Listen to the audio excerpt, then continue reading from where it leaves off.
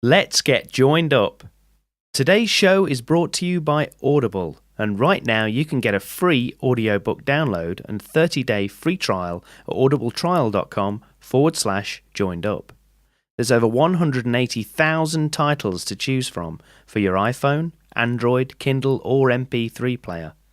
So thanks for tuning in to the Joined Up Writing Podcast, a regular show about all things writing, including interviews with authors, screenwriters, and key figures from the publishing industry, plus loads of hints, tips, and inspiration for all kinds of creatives. You can follow us on Twitter at JU Podcast, leave a quick iTunes review, or just tell a friend. Right, cue that cheesy theme tune. Put down your pen and stop your typing. Grab yourself a drink, 'cause it's Joined Up Writing. Yeah, hello and welcome to the Joined Up Writing Podcast, where a little procrastination can and often does go a long way. Episode 102 brings us an interview with New York crime writer Jason Starr. Jason's written dozens of crime thriller novels, comics, graphic novels and screenplays, and it was great to chat to him about his career, his process and his latest book, Too Far. Before we hear that, a little update from me. I've just finished a draft for a short film I'm hoping to direct later in the year. It's based on a short story of mine called Inkling, and I had a great time adapting it. What I found interesting was just how much more the characters came to life when I gave them sort of free rein with their dialogue. The short story was written to a word count limitation for a competition, and so by its nature it was kind of quite sparse. But the screenplay allowed me to add flesh to the bones of those characters and also took the story in a slightly different direction. I guess that's the power that characters can have when they're more fully realised. They tend to surprise you by saying and doing things that you didn't quite expect. Anyway, I'll keep you posted as and when the film is completed, and if you want to check out the story it's based on, you can read it for free on the Obliterati Publishers website, along with loads of other great free stories. Just Google Obliterati. On the subject of screenwriting, I also wanted to mention an excellent piece of free screenwriting software that all Mac users can use. It's called Highland 2 and was created by John August, screenwriter, novelist and co-host of the brilliant Script Notes podcast. I can't tell you how easy and pleasurable it makes the screenwriting process, because lots of beginners are put off by the kind of fussy formatting associated with screenwriting, but Highland just picks up on the cues. So for example, if I type EXT, it knows it's a heading for a new exterior scene and automatically formats it for that. It just pushes the formatting out of the way and lets you get on with the writing of your script, which is, what it's all about. So I definitely recommend you giving it a go. And if you want, there's a paid version it's not only about £50 or something like that, and you get bells and whistles, but you can still do everything you want to do on the free version.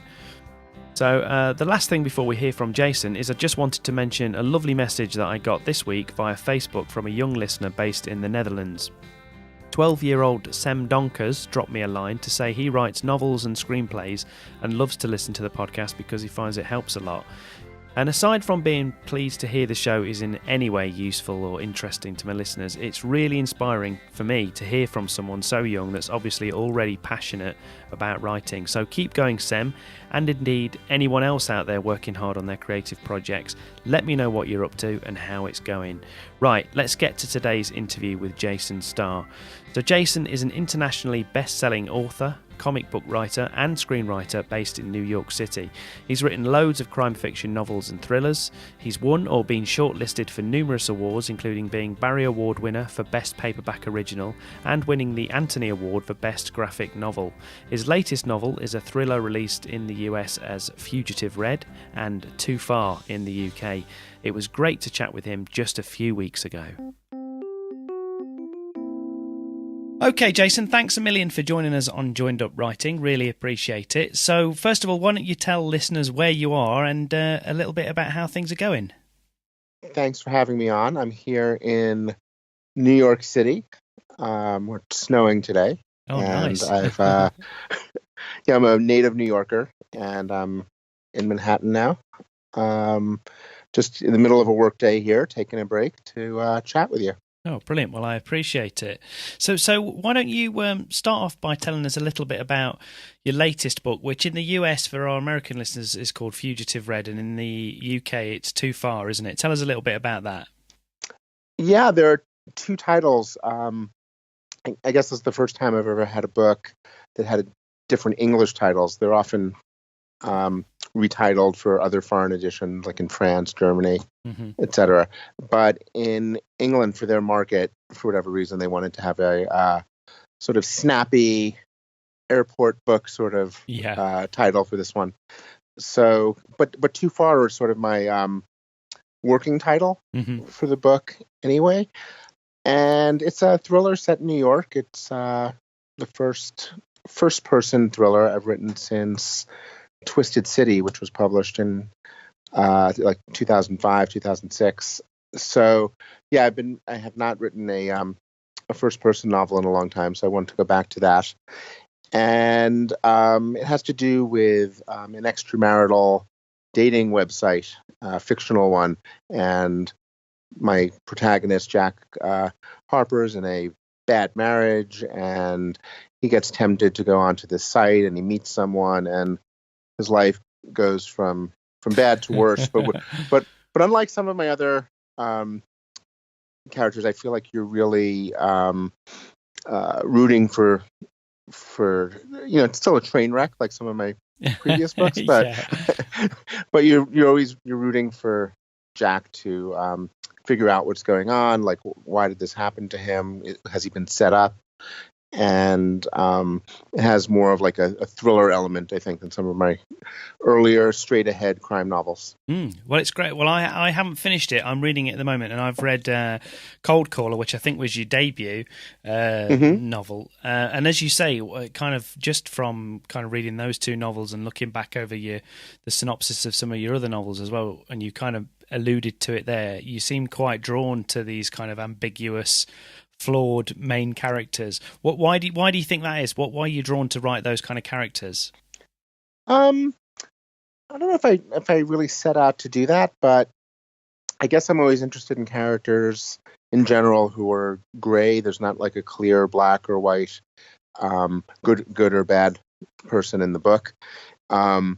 People are morally ambiguous. I just find that those sorts of stories are more unpredictable. And from a writing standpoint, it's a more interesting perspective for me to take on. I think, going back to when I started writing, I was definitely influenced by film noir and then some of the books that influenced those film noirs. And I started reading James M. Cain, Charles Willeford, Jim Thompson. And I remember when I read The Killer Inside Me, Jim Thompson's famous novel, it kind of shook things up for me because I had never really read a crime novel from that perspective. It was almost like a crime novel inverted, because usually everything I think mostly what I'd read until that point in crime fiction had always been stories where there was like a clear black or white, like Sherlock Holmes stories, or even Raymond Chandler, where he's clearly the detective is clearly the good guy. Agatha Christie stories that I'd read in high school. But reading a crime novel from the point of view of the one committing the crimes really shook things up for me, and I just loved like the change of perspective and working to get the reader to have to root for a character who might not be the moral center of the story. So it kind of shifts the allegiances of the reader, and the reader kind of feels a little uncomfortable sometimes. But at the same time, I think it's important that you always understand these characters and where they're coming from. So to me, it's not really a matter of whether a character is likable or unlikable. It's really a matter of whether you can understand that character and understand that character's motivations. And I think that's what readers, in my opinion, are attracted to. I think that's when in television shows with dark protagonists like Breaking Bad or The Sopranos, I think if you understand those characters, that's how you maintain interest from the audience. I think you're right. I think audiences have probably become a little bit more sophisticated, haven't they? And they kind of expect that now, as you say, with television programs like Breaking Bad and Sopranos and those kind of things. And you kind of want to be taken on. I mean, when I read Cold Caller, your debut book there, I can see that you're really, really having to work to sort of, as you say, keep me with your main character and kind of still kind of understand the decisions that he makes and, you know, this journey that he goes on, and you kind of this white knuckle ride that you're going on with them. And it works really well. Yeah, I mean, there's always ways, I think, for a writer to maintain that likability. One way is with humor, for example. You know, a character can redeem himself or herself with humor or just being enjoyable. But I think also making the characters, especially in Cold Caller, the characters around Bill, who's the protagonist of that, almost worse than he is at times. So if you have like a really over-demanding boss or somebody trying to blackmail him, or a cop who's coming down on him really hard, in comparison, Bill seems good. So you almost like forget, like, you know, exactly, like the stuff that he's done. Yeah, but I think that's similar. You know, it's similar with characters. Like Tony Soprano. Definitely, definitely. Talking about TV, or a lot of the characters in Scorsese movies, Tarantino movies. Yeah, I do think TV and film and Hollywood is ahead of the curve with many of the mainstream publishers on this point. I think publishers feel that, in general, the most commercial fiction has to be clearly,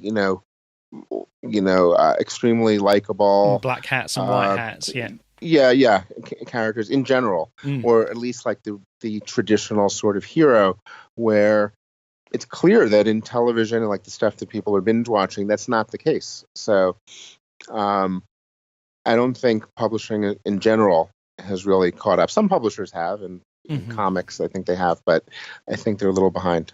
Yeah, because I think if anything else, I mean, your average kind of law-abiding citizen, if nothing else, we can kind of almost experience some of these lifestyles and these choices and things vicariously through the character. It's, we're not doing it. There aren't really any consequences, but we can sort of experience the thrill of it, can't we? Yeah, because you're along for the ride with the character, and whatever decisions the character makes, if the author did the job of finding ways for you to identify or to understand the character, I think then you're along for the ride and you're willing to accept the moral ambiguity, and not only, I'm not saying you have to enjoy it, but you could appreciate it. And to me, at times, that's a more challenging perspective.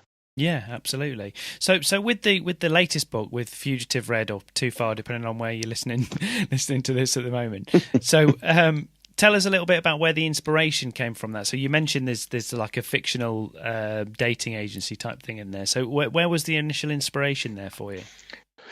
I always come up with it.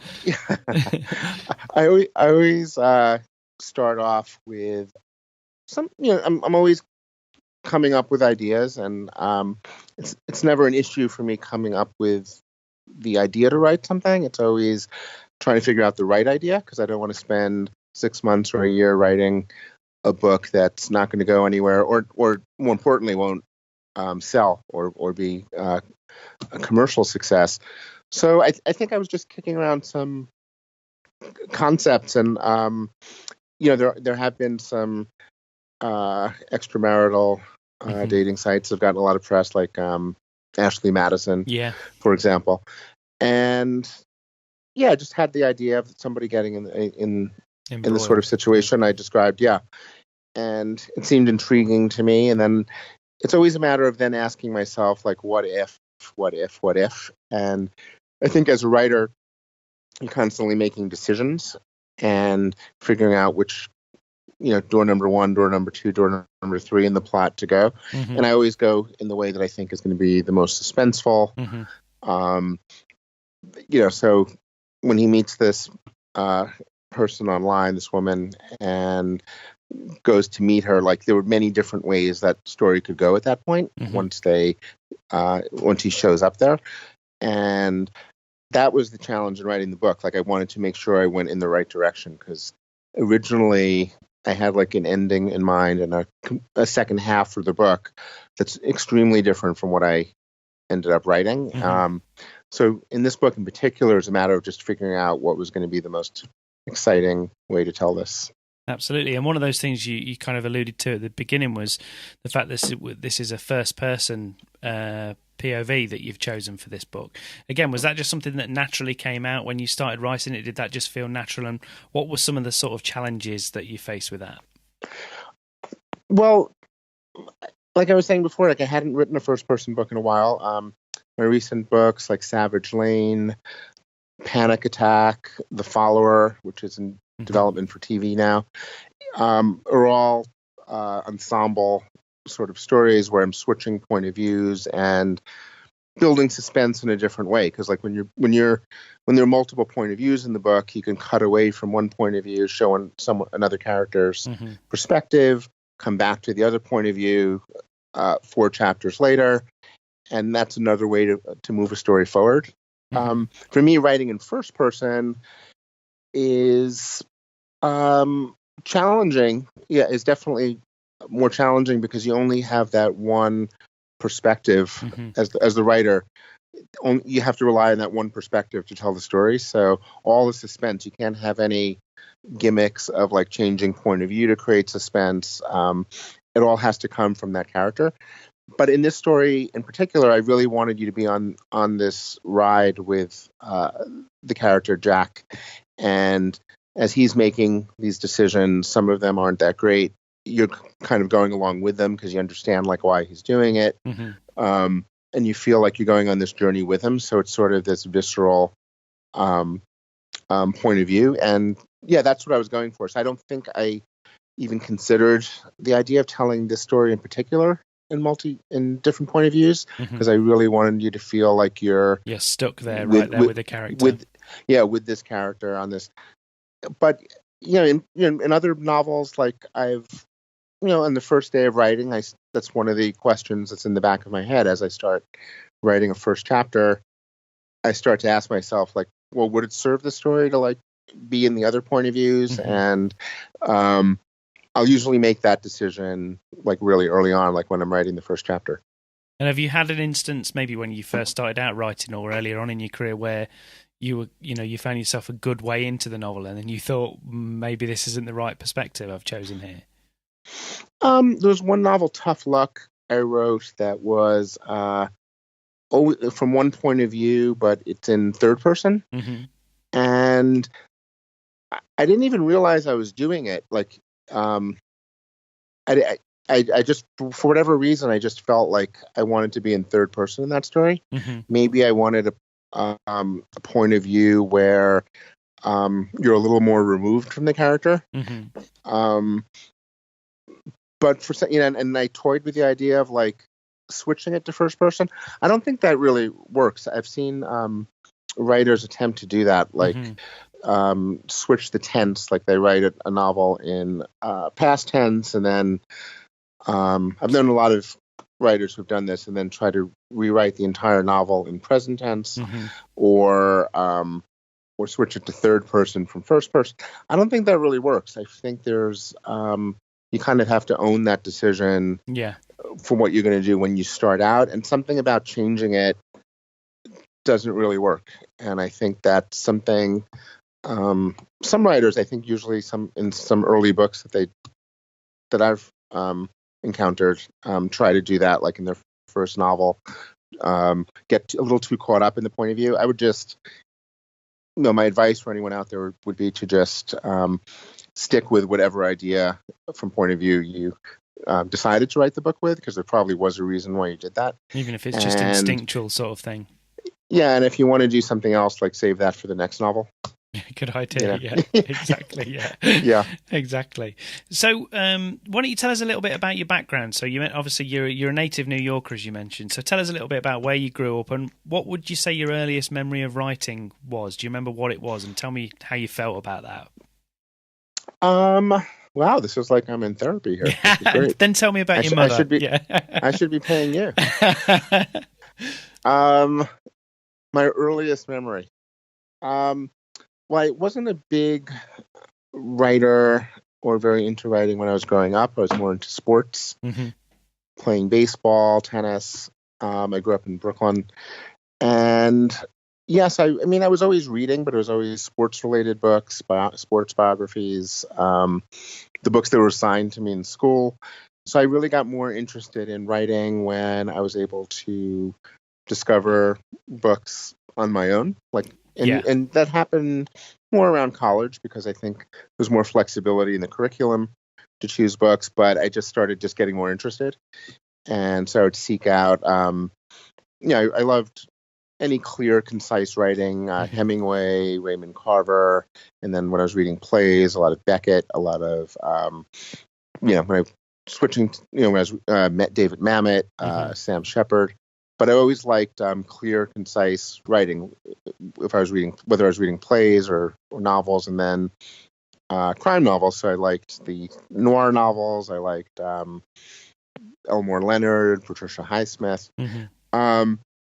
But yeah, as far as writing, I really didn't start until college, and I started writing short stories at first, but a lot of my early stories were very dialogue driven. So I started writing plays, and I had a couple of plays produced in college. And then after college, I was very into theater, and I was reading a lot of plays, and I had some off Broadway productions here in New York. But everything was very dialogue driven, and I think from reading a lot of fiction and crime fiction in particular, I learned a lot about plotting. I sort of taught myself how to plot by reading a lot of crime novels and paying attention to plotting. So a lot of those early plays and stories I wrote were just very dialogue driven, meandering plot, no real plot, character studies is how I'd sort of describe it. And then gradually it became a lot more plot driven, and now I think that's my main focus, is writing plot driven fiction.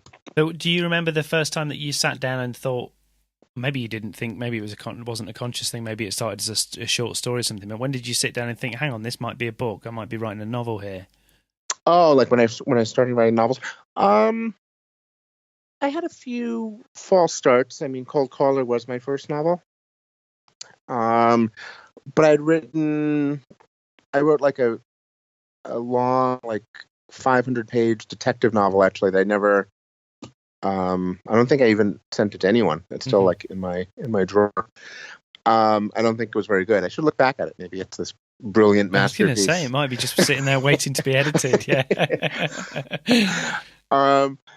But yeah, and something else that was sort of like a novella length book, but I think it takes a few starts. That's also why I think younger writers, people who are just working on their first book, should always not get too caught up in that first book. I know people who are like rewriting the same book for years. Like, I think it's better to put that one down and just go on to the next one, because I don't know how it is for you, but like the first in my case, the first book I wrote was not like, Cold Caller is my first novel, but it was not like my first attempt to write a novel. So you never know what your first novel is going to end up being. No, and I think that's safe to say. Most people I've spoken to, just even from the podcast, but also, as you say, from personal experience, very few people, their first novel is not usually their first published novel. They've usually at least had a few goes, or they've often finished lots of other ones that have never seen the light of day, like your detective novel or whatever. And I think that's it's probably the best way to learn, really, is just to get out and do it and see what works, and kind of learn your craft, isn't it? Yeah, and I think but reworking the same book over and over again, I don't think is the way to do it, because eventually you have to let go of what you're working on. I think even the most seasoned writers never feel like their book is quite finished when they give it to their editor, or even when it's published. I mean, there are things like, I'll look back at a book that I still want, I would love to have a chance to like re-edit it. Yeah. But eventually you have to let go. So I think it's good to get into that habit of letting go of the project and getting on to the next one. So when you got that first book out, Cold Caller, what was the kind of your kind of journey to publication? Did you seek out an agent, or did you just send it off to lots of places, or did you know somebody? How did that work? Well, I have a big stack of rejection letters. It was published in 1997 in the UK first. And so at that point, there weren't really email submissions. So it was printing out query letters, sending out query letters, printing out sample chapters. And I got a lot of rejections from agents, but I'd worked as a telemarketer, so I was undeterred by any rejections. I knew you could get rejected 100 times, and if you get one yes, that's like a successful day. That gave you a good grounding. Good grounding.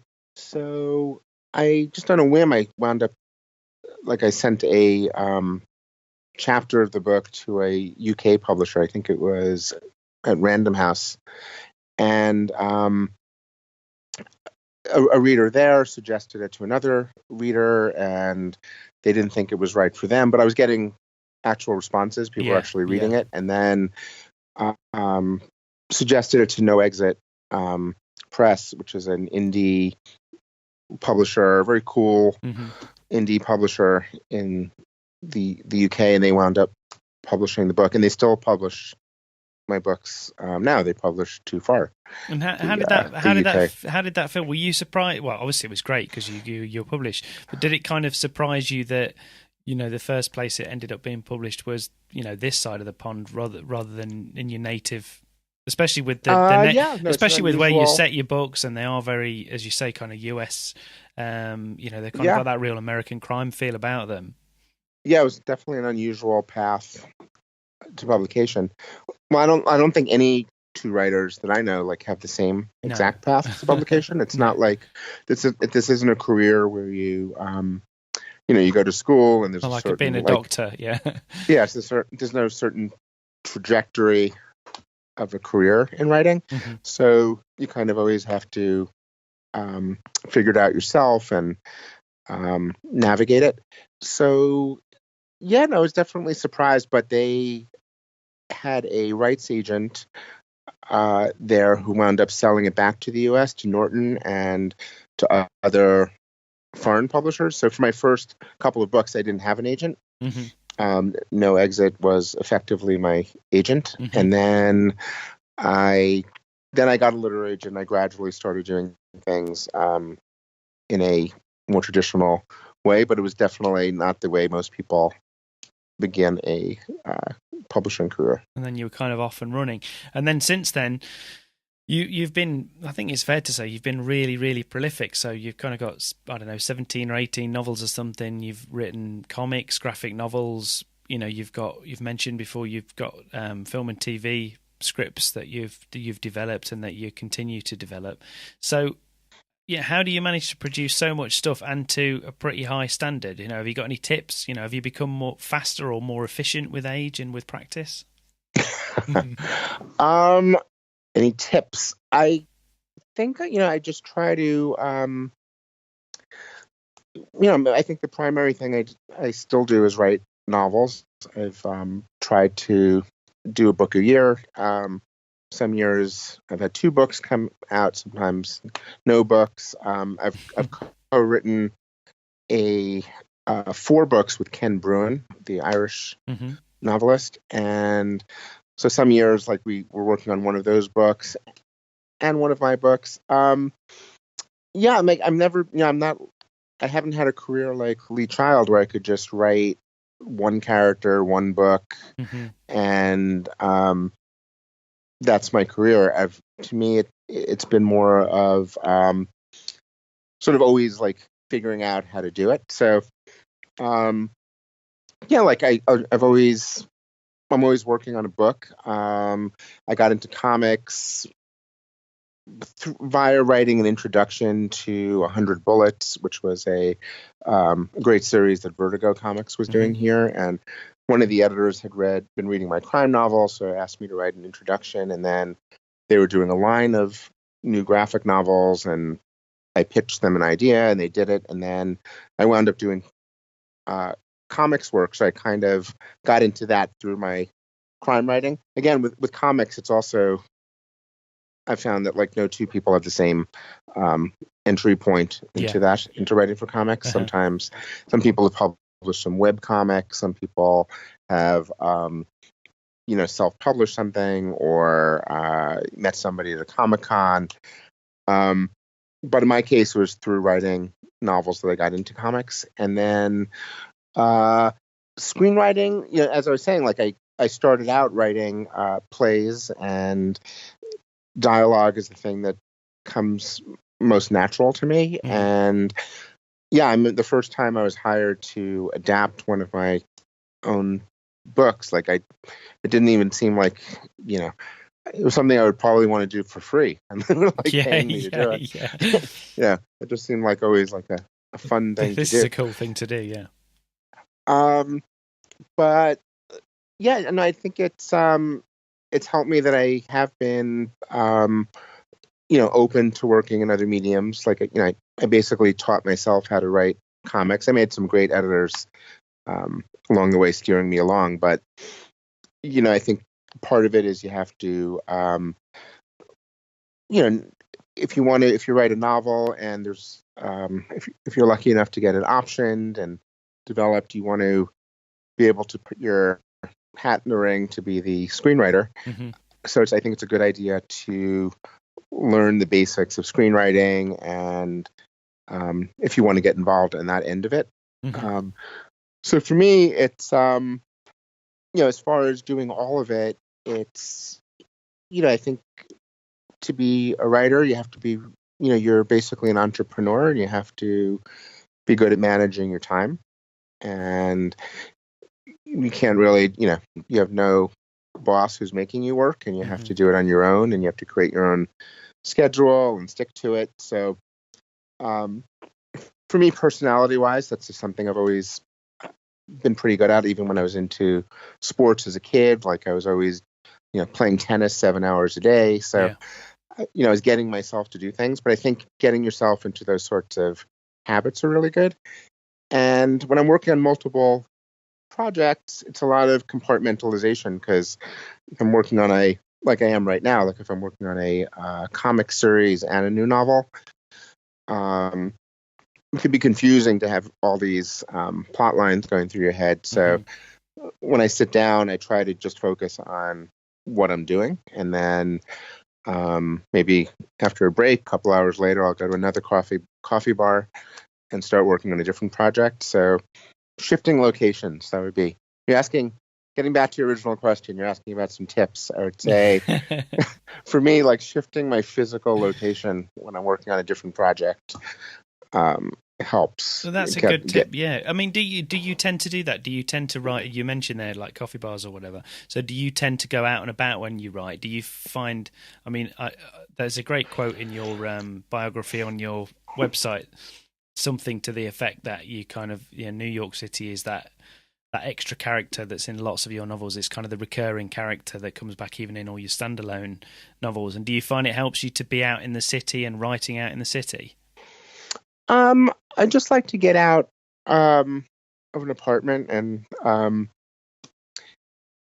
don't know. Maybe I don't know if it's the energy of being around, being out of the apartment, but just physically being somewhere else. I may do a lot of writing at home also, but for me, it's motivating to just get up and go somewhere. I mean, some people have an office. There's some workspaces in New York where writers go, and there are cubicles, and for me, I've always avoided that, because to me it's more of becomes more of a social thing, and you're just hanging out talking to writers. I'd rather just be in an anonymous coffee bar where I'm the only one writing.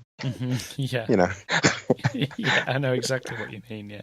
Yeah, because you're looking out. I just want to blend in and just be in the background and not. It's that thing about being an outsider, isn't it, as a writer, really, to a certain extent. I don't mean that you're antisocial, but I don't mean that you're antisocial, but I mean there is that element of you're kind of an outsider, often looking in and reporting on these things and creating these worlds and these characters. And I think sometimes, especially if you're writing and you're in the moment, you do sort of need to be sort of slightly detached. Would you say that's fair to say?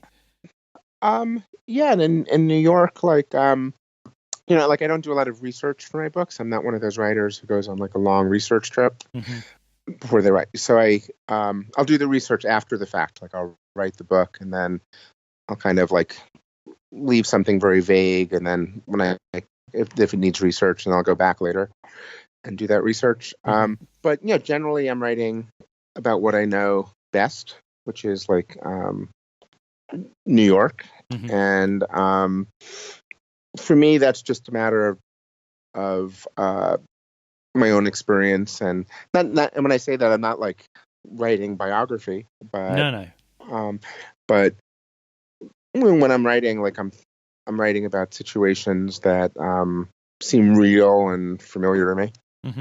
Absolutely. So you talk. So that obviously that's one aspect of it. You say you treat it, not like a job. It is a job. So you treat it with the respect it deserves. But have you kind of got a set way of working, or does it tend to vary from project to project in terms of? So you mentioned there, for example, that you tend to do your research after the fact. But do you plot heavily before you start writing, or do you get an idea and a premise or a character and you just go for it? How do you tend to approach that?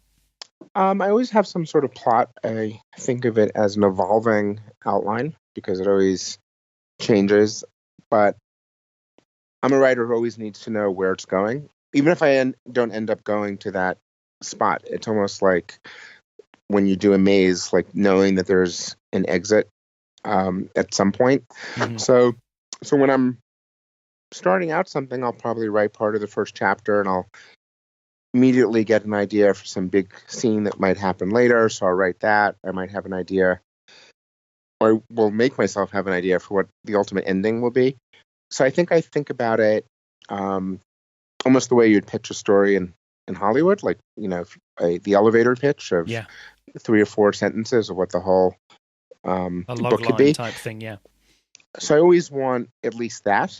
And then when I start writing, something might change, because then the characters get involved and there's dialogue and it might go in a different direction, or I might come up with some cooler idea than I had initially. So then I'll do another pass on that outline and the outline will change. But for me, I always need to know some way that I'm not going to get stuck with the story. Yeah. And I've written enough books at this point where I know like what potentially could work and what won't work.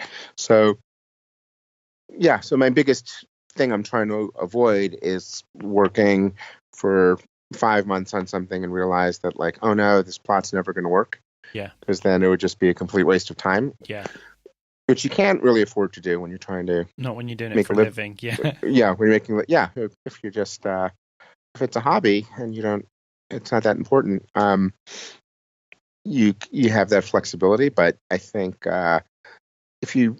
And getting, we're saying before about like finishing books, letting it go, like when it's not going anywhere, getting into the habit of making sure you'll be able to finish the book. So then it won't be one of your early books that you weren't able to finish, or you realized it wasn't really going anywhere, rather than like trying to redo the tense or put it in third person over first person. It's better, like we were saying, to go on to your next book. And for me, a way to do that, to avoid getting into those traps, is to make sure you have some sort of plot from the outset. From the outset. What would you say is your favorite part of the process, and what's your least favorite part of the process? I think the favorite part is when I'm just like on a roll and it just seems easy, and could write a whole page in a few minutes, because you're just writing. I'm writing so fast, I'm lost in it. I think my least favorite is I think like some as you get into a career in writing, like the politics with publishers and having to convince people and dealing with all that is the more salesy kind of the side of it. I do like sales though, because I worked in sales. Yeah. But I guess when it's tied into my own thing, I'd almost rather be doing that if I was like an agent and I was You were doing it for representing other somebody people. else, yeah. Yeah, it's easy. It's not your baby, yeah. Right. When that's tied into my own career, it's definitely not as enjoyable. Yeah, the fun goes out of it. Yeah, yeah, I can understand that. Yeah. So if you were starting your career from scratch again tomorrow, and you could give yourself one piece of advice or to do something differently, what would you say it would be? I don't think I would do anything different creatively, because I think I've always just written stubbornly, maybe to some extent, like what I want to write. Mm-hmm. I've tried to figure out like the most commercial way of doing that. I've never really had like aside from the books with Ken and the 2 werewolf novels I wrote, Mm-hmm. I haven't really had a series Mm-hmm. that I've done. Like I haven't had a series character. And agents over the years have suggested that to me, Yeah. to do a series. I think you really have to have it in your heart to want to write series novels, if that's what you want to do. I've always just found it a lot more interesting to write standalone novels. I also think there's some strategy to it as far as a career, because then you have more properties that could potentially be movies or TV shows if you have if all your novels are untied into one another as a They're series. all kind of different seeds that might Yes, grow I don't into think I would do something else. anything. Yeah, I don't think I would do anything differently on that. I mean, if I was starting out now, I don't know. I think I would probably be very attracted to what's going on in TV, because there's just so much content needed, Mm-hmm. as opposed to 20 years ago. Yeah. When I switched, when I was writing plays and I started writing novels. Yeah. At that point, TV wasn't like huge like it is now, as huge as it is right now. So I think I would have been very compelled with my all my interest in script writing and playwriting to take a shot at like just writing pilots. But I think I would always probably be working on books also, but I might have made that more of my priority. More of your focus, yeah. Okay, well, as we kind of wrap things up, why don't you tell us, you kind of alluded to it there, but why don't you tell us kind of what's up next for you, what's in the pipeline and what's going to be the next project that we'll see from you?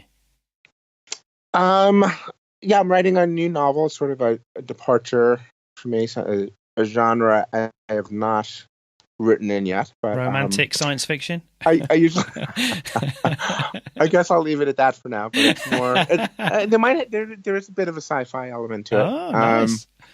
I've always been a big Philip K. Dick fan. Yeah. But specifically, yeah, another thing I usually don't do, and another piece of advice I'd probably give aspiring writers is I don't try to talk too much about like a work in progress, because I feel you're not the first person to say that. Yeah. Yeah, I feel like it lets the energy out, and I feel like, yeah, like over the years I've met people who at cocktail parties will go on and on about the book they're working on, and they'll very, very rarely ever finish those books. The books that get finished are the ones like someone's not talking about it, and I think you really have to keep the energy in. But so I'm working on a novel. I'm working on a new comic series that I'm very excited about, and hopefully there'll be an announcement soon. I'm writing a podcast thriller. Oh, that sounds good. In 10 episodes, a different sort of project. But I'm also working on a couple of some TV projects, film projects, etc. At various stages of development. So lots and lots of stuff going on. It sounds like you're managing to keep yourself busy anyway. Yeah, but mainly the new book. Yeah, excellent. So where can people find more about you and your work online? Where can they follow you on social media and stuff? Well, they should definitely check out my website, jasonstarr.com. On Twitter, I'm Jason Starr Books. Also on Instagram, Jason Starr Books. A lot of my books were published in new editions recently in the UK and US, so check me out online. Go to your favorite store, type in Jason Starr, and buy some of my books. Definitely. Well, I'll be sure. And let me know. And let me know what you think. Yeah, absolutely. Well, I'll be sure to put some of those links in the show notes as well. But for the time being, Jason, thanks a million for joining us on Joined Up Writing. It's been great to chat. Anytime. Okay, thanks again to Jason Starr, and his book, Fugitive Red in the US and Too Far in the UK, is available everywhere you can get books, and I'll put all the links in the show notes over at joinedupwriting.co.uk. That wraps things up for another week, but don't forget you can find the entire back catalogue of interviews on the website. Make sure you subscribe at Apple Podcasts, Stitcher, Spotify, Overcast, or wherever else you get your podcasts to have the show downloaded automatically every week. And please take a few seconds to leave a rating and review. It costs you nothing, but helps others to find the show and puts the show on the map. Next time, it's episode 103, where I'll be chatting to Jessica Abel about her book, Growing Gills, How to Find Creative Focus when you're drowning in your daily life. So loads of practical tips there, and it was great to chat to Jessica. Until then, thanks for listening. I'm Wayne Kelly. Happy writing and reading, and I'll see you next time.